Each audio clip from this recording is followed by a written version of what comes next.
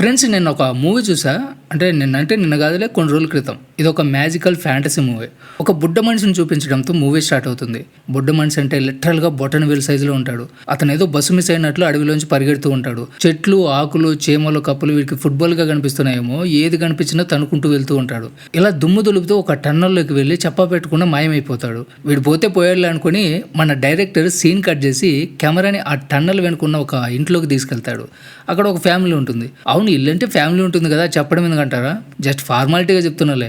అప్పుడే తెల్ల జుట్టేసుకుని ఒక పిల్లాడు కనిపిస్తాడు. పేరు జోహాన్స్. యూరోప్ పల్లెటూర్లలో ఇలానే ఉంటాయి పేర్లు. అతని సిస్టర్ పేరు అంటే మీరు ఇంకా నవ్వుకుంటారు. అతని సిస్టర్ పేరు నీలాగా నాలాగా కాదు నాలా డేలా. చలికాలమేమో ఒళ్ళంతా బట్టలు కప్పుకొని ఉంటుంది. వీళ్ళకి అమ్మ లేరు. ఎందుకు లేదంటే ఏమో సార్ తెలీదు. అమ్మలేదు కాబట్టి వీళ్ళు వాళ్ళ నాన్నతోనే ఉంటారు. వీళ్ళిద్దరు తెల్ల జుట్టు అద్దాలు పెట్టుకుంటారు. సైట్ అనుకుంటా. ఒకరోజు వాళ్ళ పిల్లి ఇల్లు నచ్చలేదేమో లేదా ఎలుకలు ఇంట్లో లేవేమో తెలియదు, ఆ టన్నల్ బొక్కల నుంచి పోవడానికి ట్రై చేస్తుంది. జోహాన్స్ దాన్ని చూసి ఇలాంటి పనులు చేయకూడదామని చెప్పి మూసేస్తాడు. తర్వాత ఏమవుతుందంటే వాళ్ళ నాన్న బుక్ మొహానికి పెట్టుకుని వెళ్తూ ఉంటాడు. చదివి నిద్ర వస్తుందేమో. అప్పుడే అతని ఫ్రెండ్ ఆర్థర్ కనిపిస్తాడు. అతను ఒక కవి. అంటే ఆ ముసలాడు చెప్పుకున్నారులే నేను కవినని. కవితలు బుక్ పట్టుకుని నేను కవిని, నా బుక్ని ఎవరైనా కొనండి అంటూ తిరుగుతూ ఉంటాడు. కానీ ఆ బుక్ ఎవరు కొనరు. మా ఫ్రెండ్ కూడా అంతే, ఏదో నోటుకొచ్చింది రాసి నేను కవిని ఫీల్ అవుతూ ఉంటాడు. అలాగే ఆర్థర్ కూడా. ఇక్కడ అసలు విషయం ఏమిటంటే ఆర్థర్ అక్కడ ఒక అమ్మాయిని ఇష్టపడుతుంటాడు. మనమైతే ఆమెని బామ్మ అంటాం, తోస్తే కింద పడిపోయేలా ఉంటుంది. కానీ ఆర్థర్కి మాత్రం ఆమె అమ్మాయే. అందమైన అమ్మాయి, తన ఊహల రాని, తన కవితలన్నీ ఆమె మీదే రాసుంటాడు. అది విషయం. ఆర్థర్కి పిచ్చి ముదిరిందనమాట. ముసలమ్మని తీసుకొచ్చి ముసలి కవితలు రాస్తే ఎవడు కొంటాడు? ముసలోళ్ళు కొనాల్సిందే. అందుకే ఆ బుక్ ఎవరు కొనరు. జోహాన్స్ వాళ్ళ నాన్న ఏది మాట్లాడినా కూడా ఆర్థర్ పట్టించుకోకుండా ఆ బామ్మని చూసి బొక్కి మూత పెట్టుకుని గాల్లో తేలినట్టుందే, గుండె పేలినట్టుందే అని పాట పాడుకుంటూ తేలిపోతూ నవ్వుకుంటూ ఉంటాడు. ఆ మెడకు ఉన్న టవల్తో ఊరేస్తే పేడబోతుంది కదా. తర్వాత జోహాన్స్ వాళ్ళ నాన్నతో క్రిస్మస్ సెలవులకి బయటికి పోదాం ప్లీజ్ అని అడుగుతాడు. కానీ వాళ్ళ నాన్న వద్దు కొడుక, మనం ఇంట్లోనే సెలబ్రేట్ చేసుకుందాం, బయట కూర్చోడు ఉంటాడని చెప్తాడు. ఒకరోజు జోహాన్స్ గ్లాస్ తీసుకుని కిచెన్లోకి వెళ్తాడు. కిచెన్లో ఎవరు లేకపోయినా ఏదో చప్పుడు వినిపిస్తుంది. ఎవరేంటారు అని చూస్తే బొట్టన వేలంత సైజులో ఒకడు ఉంటాడు. వీడికి దిమ్మ తిరిగి మైండ్ బ్లాక్ అయిపోతుంది. ఒక్కసారి వచ్చి పోమ మళ్ళీ తెగలాగా తుర్రున పారిపోతాడు. కిచెన్లో ఎలుకలో పురుగులో ఉంటాయనుకుంటాం, కానీ ఒక్క బుడ్డ మనసు ఉండడం ఏంటి అనుకుని వీడికి బ్రెయిన్లో నరాలు కట్ అయిపోతాయి. ఈలోపు సైట్ అద్దాలు పెట్టుకుని తండ్రి కూతురు అక్కడికి వస్తారు. కొడుకు, నానా నేను ఒక చిన్న మనిషిని చూసా, చిట్టెలుగులాగా తుర్రును పారిపోయాడు అంటాడు. అది విన్న నాన్న, ఏం తమాషాగా ఉందా, మనిషి ఉండడం ఏంటి, మనుషులు పెద్దగా మనలాగా ఉంటారు, చిన్న పురుగో ఎలుకో ఉంటుంది అంతే, రాత్రి నిద్రపట్టుగా తల తిరుగుతుందేమో నీకు అంటూ అక్కడ డబ్బాలని చెక్ చేస్తాడు. తర్వాత నీకేదో అయిపోయింది, డాక్టర్ దగ్గరికి వెళ్ళి చెక్ చేసుకుందాం పదా అంటూ తీసుకెళ్తాడు. బుడ్డోడు మాత్రం ఆశ్చర్యంగా చూస్తూ ఉంటాడు. తర్వాత రాత్రి టైంలో జోహాన్స్కి నిద్ర పట్టదు. ఎంత షాక్లో ఉన్నప్పుడు నిద్ర ఎలా పడుతుంది? ఒక లైట్ తీసుకుని చెక్ చేయడానికి వెళ్తాడు. కిచెన్లోకి వచ్చి మళ్ళీ తన కళ్ళతో ఆ బుడ్డ మనిషిని చూస్తాడు. పిల్లి ఊరికే ఉండదు కదా, ఏదో పుడింగిలాగా ఆ బుడ్డ మనిషిని పురుగు అనుకుని దాని మీద దాడి అయిపోతుంది. కానీ బ్రహ్మానందం నాకేం కనపట్లేదు అన్నప్పుడు ఒక వెలుగు వస్తుంది కదా, అలా ఒక వెలుగు వస్తుంది. వెంటనే పిల్లి ఏమైందో ఏమో తెలియదు కానీ ఒక దిష్టి బొమ్మలాగా అలా ఫ్రీజ్ అయిపోతుంది. పిల్లికి తిక్క కుదిరిపోతుంది. అయితే ఏదోలాగా తెప్పలు పడి జోహాన్స్కి ఆ చిన్న మనిషి మళ్ళీ కనపడతాడు. సింపుల్గా ఎడమ చేత్తో అలా పైకి లేపుతాడు. అయితే ఆ బుడ్డ మనిషి గింత లేడు, వాడి వేలును కొరికి పరిగెడతాడు. పాపం ఎంత పరిగెత్తినా అక్కడే ఉంటాడు. ఒక పిన్ని తీసుకుని పొడి చేస్తా చంపేస్తా అని బెదిరిస్తాడు. నలిపితే చచ్చిపోయేలా ఉన్నావు నీకెందుకు అని చెప్పి ఒక డబ్బా తీసుకుని మన ఊళ్ళో కోళ్ళని గప్పినట్లు గప్పేస్తాడు. పట్టుకుని లోపలికి తీసుకెళ్తాడు. మొదట భయపడతాడు కానీ తర్వాత డబ్బా బయటకు తీసి మాట్లాడతాడు. అప్పుడు ఆ బుడ్డ మనిషి తన గోల్ చెప్తాడు. నా పేరు విప్లాల, అడవిలోంచి టన్నాల ద్వారా ఇక్కడికి వచ్చాను. మీ పిల్లి చాలా భయపెట్టేసింది, అది నన్ను మాన్స్టర్ లాగా చంపేయాలని చూసింది అంటాడు. అప్పుడు జోహాన్స్, అది మాన్స్టర్ కాదురా, మా పిల్లి, అదంతే, నేను చూసి పురుగు అనుకునిందిలే అంటాడు. సర్లే అని చెప్పి విప్లాల మీ పిల్లిని నా మ్యాజిక్తో నార్మల్గా చేస్తా అని చెప్పి నజబజ జజరా అంటూ మ్యాజిక్ చేస్తాడు. కానీ వీడి మ్యాజిక్ కాస్త పుట్టుక్కి అయిపోతుంది. ఆ పిల్లి పొరపాటున రాయిలాగా మారిపోతుంది. సో పిల్లాడు ఏడుపు మొహం పెడతాడు. సర్లే అని చెప్పి పిల్లిని దాచేసి విప్లాలను తన దగ్గరే పడుకోబెట్టుకుంటాడు. బొడ్డోడు దుప్పటి చూసారా, గింతే ఉంది. తర్వాత ఉదయాన్నే లేవగానే మన బుడ్డోడు కనిపించాడు. గాలు కొట్టుకుపోయి ఉంటాడేమో. జోహాన్స్ అంతా వెతుకుతుంటే బుడ్డోడు ఎక్కడ ఉంటాడో తెలుసా? ఒక పీనట్ బటర్ బాటిల్లో ఉంటాడు. దాంట్లో పొర్లాడుతూ తింటూ ఉంటాడు. ఆ తర్వాత ఆ బుడ్డోడిని బాగా స్నానం చేయించి రెడీ చేస్తాడు.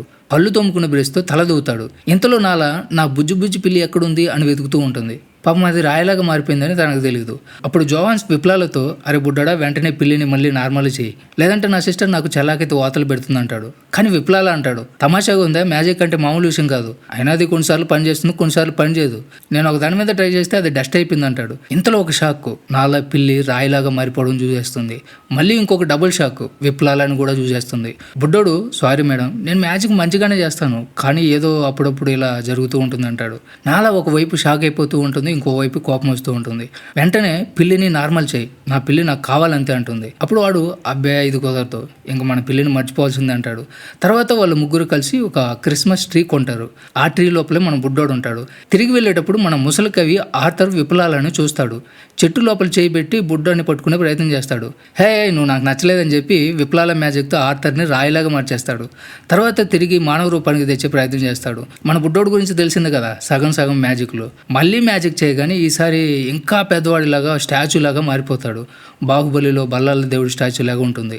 ఇది చూసి భయపడి ఉచ్చపోసుకుంటూ జోహాన్స్ నాలా ఇద్దరు ఇంట్లోకి పారిపోతారు. తర్వాత జోహాన్స్ అంటాడు, ఏది ఏమైనా సరే డాడీకి చెప్పొద్దు, లేదంటే నీ రహస్యాలన్నీ బయట పెట్టేస్తా అంటాడు. తర్వాత వాళ్ళ నాన్న పుస్తకం చదువుతూ ఇంటికి వస్తూ ఉంటాడు. మనోడు పుస్తకాన్ని ఇంట్లో తప్ప మిగతా చోట్లంతా చదువుతూ ఉంటాడు అనమాట. అయితే బయట పెద్ద బొమ్మలాగా ఉన్న మన ముసలకవి ఆర్థర్ను చూసి షాక్ అయిపోతాడు. ఆర్థర్ ఏం పీకాడని ఎంత పెద్ద బొమ్మ ఉంది ఇక్కడ అనుకుని ఫోన్ ట్రై చేస్తాడు, కానీ కనెక్ట్ కాదు.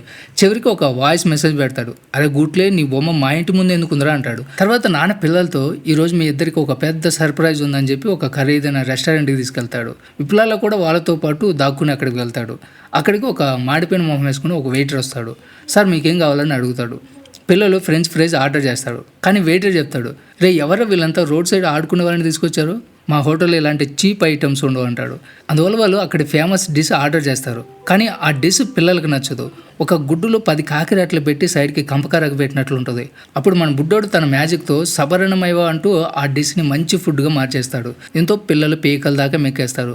అయితే అదే సమయంలో మాడిపోయిన ఫేస్తో అక్కడికి వెయిటర్ వచ్చి వాళ్ళని చూసి అంటాడు, ఇక్కడ బయట తినే తిండిని తీసుకురావడానికి అనుమతి లేదు, వాడు ఆ ఫుడ్ బయటదేమో అనుకుంటాడు. అప్పుడు వాళ్ళ నాన్న, అరే హౌలే, మేము మీ హోటల్కి వచ్చి బయట ఫుడ్ ఎందుకు తింటాం రా గూట్లే అంటాడు. మేము ఇక్కడే తీసుకున్నామని చెప్తాడు.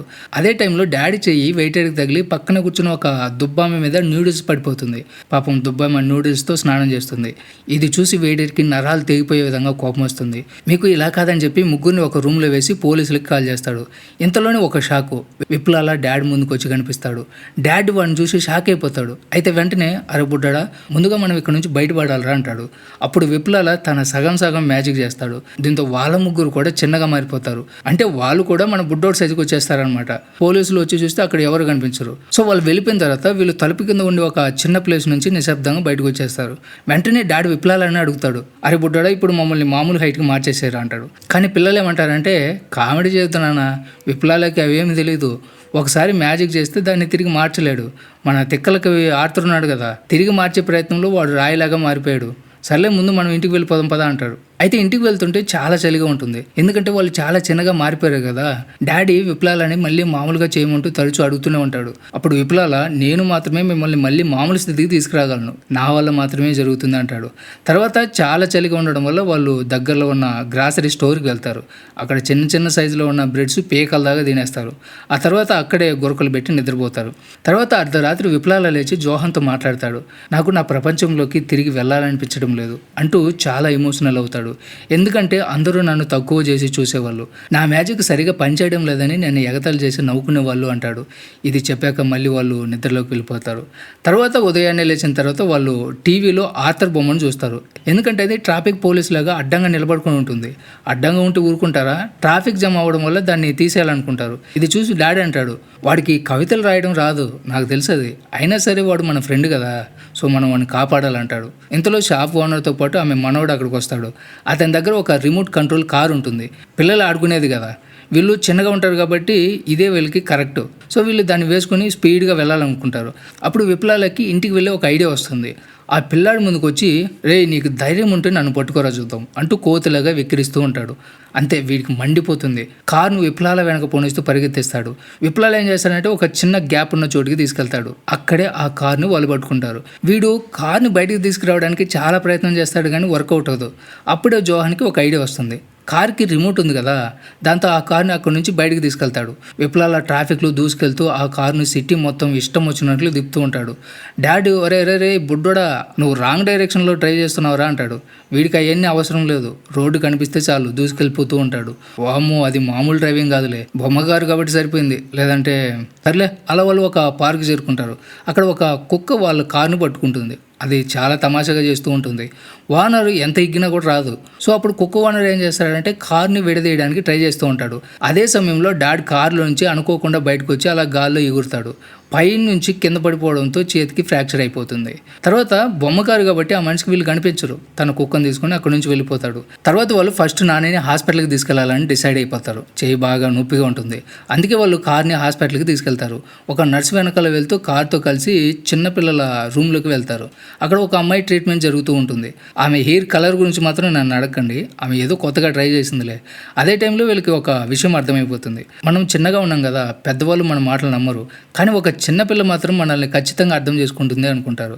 తర్వాత నర్సు బయటకు వెళ్ళిపోయిన తర్వాత ఆ చిన్న అమ్మాయి ఈ చిన్న చిన్న మనుషులను చూసి షాక్ అయిపోయి బిత్తరపోతుంది. కూల్ పాప కూల్, మేము బొమ్మలం కాదు దెయ్యాలం కాదు అంటూ నెమ్మదిగా మాట్లాడి ఏం జరిగిందో అర్థమయ్యేలా చెప్పి ఆమెని నమ్మించేలా మాట్లాడతారు. కొద్దిసేపటికి అక్కడికి ఒక డాక్టర్ వస్తాడు. అప్పుడు ఆ అమ్మాయి, నేను మీతో పర్సనల్గా ఒంటరిగా మాట్లాడాలి, కానీ ఇది మీరు ఎవరికి చెప్పకూడదని చెప్తుంది. ప్రామిస్ కూడా చేస్తుంది. తర్వాత డాక్టర్కి వాళ్ళని చూపిస్తుంది. ఈ చిన్న మనుషులు చూసి అతను షాక్కి గురవుతాడు. ఎవర్రా మీరంతా, ఏంటి ఇలా ఉన్నారు అనుకుంటాడు. కానీ తర్వాత వాళ్ళ మాటలు అర్థం చేసుకుంటాడు. తర్వాత చికిత్స చేసి చేతికి ప్లాస్టర్ కూడా కడతాడు. ఈ ప్రపంచంలో ఎంత చిన్న మనుషులకి చికిత్స చేసిన ఘనత నాదే, ప్రైజ్ ఇప్పుడు ఇస్తారా లేదా రేపు ఇస్తారా అంటాడు. తర్వాత రాత్రి వాళ్ళు చుట్టూ పళ్ళ మధ్య నిద్రపోతారు. జోహాన్స్ ఏమంటాడంటే, ఇప్పుడు మనం వెళ్ళి ఇంటిని సరిచేయాలి, లేకపోతే వాళ్ళు రేపు ఉదయాన్నే ఆ ఇంటిని పాల్గొడతారని చెప్తాడు. అందుకే వాళ్ళు ఆ పిల్ల పేరుతో పిజ్జా ఆర్డర్ చేస్తారు. పిజ్జా డెలివరీ బాయ్ వచ్చేసరికి ఇద్దరు అతని కారులో దాక్కుంటారు. కానీ అప్పుడే ఆ అమ్మాయి, ఇక్కడ ఇల్లు ఉందేమో, డాడీని ఒంటరిగా వదిలేయలేమంటుంది. అందుకే వాళ్ళంతా కిందకు వచ్చేస్తారు. ఆమె ఆ డెలివరీ బాయ్తో పిజ్జా నేను ఆర్డర్ చేశాను అంటుంది. ఇంతలో ఆ ఇద్దరు జోహాన్స్ని నెమ్మదిగా వాళ్ళ వైపు రమ్మని పిలుస్తూ ఉంటారు. ప్లీజ్ మమ్మల్ని వదిలిపెట్టి ఇలా చేయొద్దంటారు. సో అప్పుడు జోహాన్స్ కారు వైపు దూకేస్తాడు. కానీ విప్లాల దూకేయడానికి ముందే పిజ్జా వాడు అక్కడి నుంచి వెళ్ళిపోతాడు. సో విప్లాల దాంట్లో ఇరుక్కుపోతాడు. తర్వాత ఆ అమ్మాయి మిగిలిన ముగ్గురిని అక్కడే వదిలేస్తుంది. తర్వాత వాళ్ళు ఇంటికి వెళ్ళే ప్రయత్నం చేస్తూ ఉంటారు. జోహాన్స్ తన డాడ్తో ఏమంటాడంటే, మనమందరం విప్లాల మీద నమ్మకం పెట్టాలి, మనం కాకుంటే ఇంకెవరు నమ్ముతారు, మనం అతన్ని నమ్మితే అతనికి ధైర్యం పెరుగుతుంది, అప్పుడు అతను మరింత నెమ్మదిగా జాగ్రత్తగా మ్యాజిక్ చేయగలడు అంటాడు. అదే టైంలో విప్లాల పిజ్జా బండి నుంచి కిందకి పడిపోతాడు. అక్కడ చాలా పావురాలు అతని చుట్టూ ఎగురుతూ ఉంటాయి. కొద్దిసేపటికి ఆ ముగ్గురు ముందు కూడా ఒక పావురం వస్తుంది. కానీ ఆ పావురం మీద విప్లాల కూర్చొని ఉంటాడు.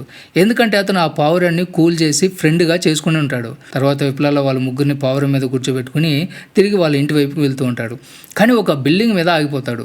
అప్పుడు చెప్తాడు, నేను మ్యాజిక్ చేస్తున్నప్పుడు మా ప్రపంచంలో ఉన్న వాళ్ళందరూ కూడా నన్ను చూసి నవ్వేవాళ్ళు, అందుకే నాకు చాలా కోపం వచ్చింది, అందుకే నా మ్యాజిక్కి కంట్రోల్ లేదు, అందుకే వాళ్ళంతా కూడా రాయిలాగా మారిపోతున్నారు. నేను వాళ్ళ దగ్గర నుంచి పారిపోయి మీ దగ్గరకు వచ్చాను. ఇక మీదట ఎప్పుడు నా మ్యాజిక్ని వాడను, ఎప్పుడు తిరిగి నా ప్రపంచానికి వెళ్ళను అంటాడు. ఇది విని డాడ్ కోపంతో, ఇలా ఎలా చేస్తావు బాబు, మనం ఇలా చిన్నగా ఉండలేం కదా, నువ్వు మమ్మల్ని మళ్ళీ మామూలుగా మార్చేయాల్సిందే అని అంటాడు. అదే టైంలో ఆ పెద్ద శిల్పని, అదే మన కవి ఆర్థర్ స్టాచ్యూని పోలీసులు కూలగొట్టడానికి అక్కడ టీంతో చేరుకుంటుంది. ఇక్కడ డాడీ విప్లాల మీద కోపంతో తిడుతూ ఉంటాడు. విప్లాల కోపంతో ఆ అట్లాస్ విగ్రహం పైన మ్యాజిక్ చేస్తాడు. అట్లాస్ తన మీద ఉన్న పెద్ద బంతిని అక్కడే పడేసి కూర్చుంటాడు. ఆ తర్వాత అట్లాలా మాట్లాడతాడు, ఇన్నేళ్ళుగా ఈ బరువు బాల్ని మోస్తూ నేను ఇక్కడే నిల్చున్నా, మీరు నన్ను ఎప్పుడు చీమల్లాగా చిన్నగా చూస్తూ ఉండేవాళ్ళు, ఇప్పుడు మీరు చిన్నగా అయిపోయారు అంటాడు. అయితే జోహాన్స్ వాళ్ళ తమ కథ అంతా అట్లాస్కి చెప్తారు. ఆ కథ విని అట్లాస్కి ధైర్యం వచ్చేస్తుంది. ఇప్పుడు నీ మీద నువ్వు నమ్మకం పెట్టుకో, ఎక్కువగా ఆలోచించొద్దు, చేయాలనిపిస్తే చేసేయి అని చెప్తాడు. అయితే అదే టైంలో డాడ్ కింద పడిపోతూ ఉంటాడు. అతన్ని కాపాడడానికి జోహాన్స్, నాలా, విప్లాల కూడా బుల్లెట్ లాగా కిందకు దూకేస్తారు. సరిగ్గా అదే టైంలో విప్లాల మ్యాజిక్ చేస్తాడు. ఈసారి చాలా కాన్ఫిడెంట్గా చేస్తాడు. సో వెంటనే వాళ్ళంతా కూడా చాలా రోజుల తర్వాత మళ్ళీ మామూలు స్థితికి వచ్చేస్తారు. అప్పుడు డాడ్, అరే బొడ్డోడా నువ్వు సాధించావరా అంటాడు. విప్లాల కూడా నవ్వుకుంటాడు. తర్వాత పోలీసులు ఇది రాయి విగ్రహం కదా అని ఆర్థర్ విగ్రహాన్ని పగలగొట్టబోతూ ఉంటారు. అయితే అక్కడ ఉన్న ఆర్థర్కి సంబంధించిన వాళ్ళు వాళ్ళని ఆపడానికి ప్రయత్నం చేస్తూ ఉంటారు. అంటే ఆర్థర్ ముసలి లవర్ ఆపడానికి ప్రయత్నం చేస్తూ ఉంటుంది. కానీ పోలీసులు అక్కడి నుంచి పంపించేస్తారు. ఎంత నీ లవర్ అయితే మాత్రం ఇలా రోడ్డు మీద నిలబెడతావా, మీ ముసలి ప్రేమ ఇంట్లో చూసుకుని అంటారు. సరిగ్గా విగ్రహాన్ని కొట్టబోయే సమయంలో జోహాన్స్ వాళ్ళు అక్కడికి వచ్చి, హలో సార్, ఇది విగ్రహం కాదు, అతను మనిషి, పేరు ఆర్త్, కవితలు రాస్తూ ఉంటాడు, బట్ బాగుండవు, పట్టించుకోకండి, మ్యాజిక్ వల్ల ఆయన ఇలా రాయిలాగా మారిపోయాడు అంటాడు. కానీ వాళ్ళ మాటలు ఎవరు కూడా నమ్మరు. అప్పుడు జోహాన్స్ మీకు ప్రూఫ్స్ చూపిస్తే కానీ నమ్మరని చెప్పి అందరి ముందు బుడ్డోడు విప్లాలని చూపిస్తారు. విప్లాలని చూసిన వాళ్ళంతా కూడా షాక్ అయిపోతారు. తర్వాత విప్లాల టైం వేస్ట్ చేయకుండా తన మ్యాజిక్తో ఆ విగ్రహాన్ని చిన్నగా మార్చేస్తాడు. అప్పుడు నాలా ఒక ముద్దు పెడితే ముసలి కవి నార్మల్ అయిపోతాడు అంటుంది. ముద్దు కోసం ఎప్పటి నుంచో ఎదురు చూస్తున్న ముసలి ఆంటీ ఆర్థర్కి ముసలి ముద్దు పెడుతుంది. అంతే విప్లాల తన మ్యాజిక్తో ఆర్థర్ను మళ్ళీ మామూలు మనిషిగా మార్చేస్తాడు. సో అందరూ చాలా హ్యాపీగా ఉంటారు. ఇంతవరకు బాగానే ఉంది. కానీ రాత్రి అయిపోయిన తర్వాత విప్లాల నిశ్శబ్దంగా నడుచుకుంటూ తన మాయ ప్రపంచం వైపు వెళ్తూ ఉంటాడు. చుట్టూ ఎవరు ఉండరు, గాలి కూడా నవ్వడం మానేసినట్టు ఉంటుంది. కానీ అప్పుడు జోహాన్స్ వచ్చి మాయా ద్వారం తెరుస్తాడు. విప్లాల పోయే ముందు అందరికీ గుడ్ బై చెప్తాడు. అదే సమయంలో అందరూ చాలా ఎమోషనల్ అయిపోతారు. వెళ్లే ముందు తన కోట్ పెద్దదిగా చేసి జోహాన్స్కి ఇస్తాడు. ఇది నీది అని చెప్తాడు. ఇదంతా చెప్పి చివరికి తన ప్రపంచంలోకి తిరిగి వెళ్ళిపోతాడు. ఈ ఎమోషనల్ సీన్తోనే మూవీ ఎండ్ అవుతుంది. సో ఇది ఫ్రెండ్స్ ఇవాళ video. Don't forget subscribe. Thanks for watching.